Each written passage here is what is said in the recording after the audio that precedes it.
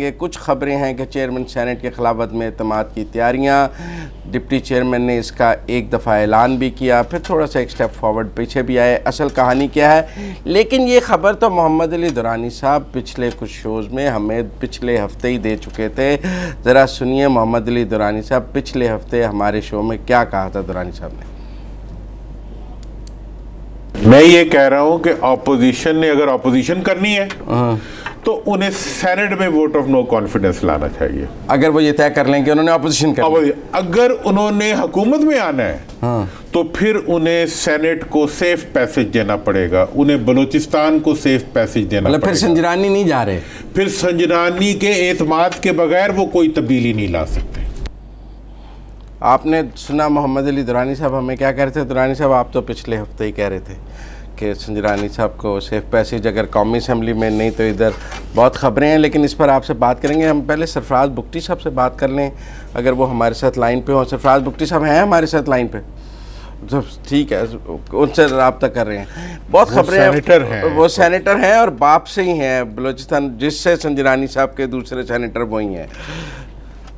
आप समझते हैं ये अदम एतमाद, आपको पिछले हफ्ते ही पता था कि ये खिचड़ी पक रही है? नहीं, मैंने असूली बात कही थी। मैंने आपसे हमेशा कहा हुआ है कि हम तीसरी आंख से देखते हैं। आपकी इन्फॉर्मेशन थी। हमारी इन्फॉर्मेशन ये है कि अगर ऑपोजिशन जब इकट्ठी हो गई उस दिन सेनेट के चेयरमैन के against vote of no confidence आएगा। जिस दिन ऑपोजिशन ने इकट्ठे चलने का फैसला कर लिया, मिलने का नहीं, चलने का। एक तो होता है ना, दफ्तर में मिल देते हैं, इकट्ठे असेंबली में सेनेट में दाखिल हो गए। पिछले हफ्ते आप बात कर रहे थे तो ऐसी तो कोई क्या सराई भी नहीं थी जब आप ये कह रहे थे हमें। तब तो ये बात कोई खबर में भी नहीं थी। जब उसके बाद तो खबर में आई ना, उसके बाद तो शायद उन्होंने समझ लिया, शायद आपसे लाइन ली है उन्होंने और समझ आ गई होगी कि ये भी शायद हो सकता है। लेकिन बात ये है, कोशिश हम ये करते हैं मुजम्मिल कि अवाम तक वो बात पहुंचाएं जो उन्हें कहीं से नहीं आती, ठीक है, और उतना पहले पहुंचाएं। अब मैं चूंकि आपसे खबर लेना चाहता हूँ कि ये अदम एतमाद होगी या नहीं होगी, लेकिन पहले मैं क्योंकि नाज़रीन हमारे साथ रहेंगे। लेकिन संजरानी साहब हैं तो अकलियत में ना, एक अकलियती चेयरमैन बैठा है असूली तौर पे। तो अक्सरियत सेनेट में ऑपोजिशन में बैठी है और अकलियत देखिए, इस वक्त सेनेट में जो चेयरमैन है वो पीटीआई और पीपल्स पार्टी के मुश्तरका सेनेटर चेयरमैन। किसके? पीटीआई और पीपल्स पार्टी के मुश्तरका सेनेट है। सेनेट के अंदर हुकूमत और पीपल्स पार्टी का इत्तेहाद है। ठीक है, ठीक है नहीं?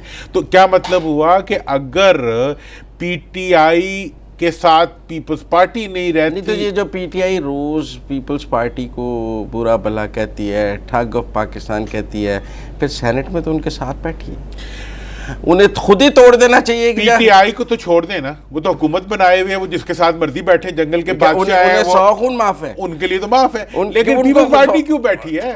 उनसे पूछें भाई, अगर वो उनके साथ, पीटीआई क्यों इसका बैठी मतलब है नहीं, पीटीआई जो कुछ उनके साथ कर रही है वो डिजर्व करते होंगे। अच्छा, इसलिए वो कर रही है और वो बर्दाश्त कर रहे हैं। अगर वो बर्दाश्त कर रहे हैं तो इसका मतलब है कि वो डिजर्व कर रहे हैं।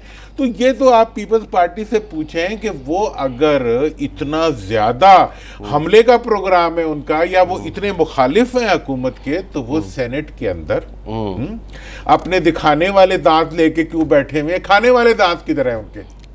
ये जो कल मांडवी वाला साहब ने, डिप्टी चेयरमैन ने कहा कि अदम एतमाद आ सकती है, उन्होंने पूरा रूल 11 बताया कि 1/4 ऑफ दी अगर सेनेटर्स मूव कर दें तो अदम एतमाद आ जाएगी, फिर सीक्रेट बैलेट से होगा, वोट गिनकर बताए। आज उन्होंने कहा नहीं, मेरा मतलब ऐसा था। तो वो तो अब जो भी कुछ है वो तो वही बता सकते हैं कि उनका क्या मतलब था और क्या नहीं, ये सारा बता। लेकिन इससे पहले जो स्पोक्स पर्सन है पीपल्स पार्टी के, मुस्तफा नवाज खोखर साहब, उन्होंने एक प्रोग्राम में बाकायदा पीएमएलएन के जो स्पोक्स पर्सन थे और गवर्नमेंट के स्पोक्स पर्सन के साथ हम वो शॉर्ट भी चला सकते हैं वैसे अगर आप चाहें तो। वो उनके साथ बैठ के उन्होंने कहा कि हम लाएंगे। अच्छा, ठीक है ना जी।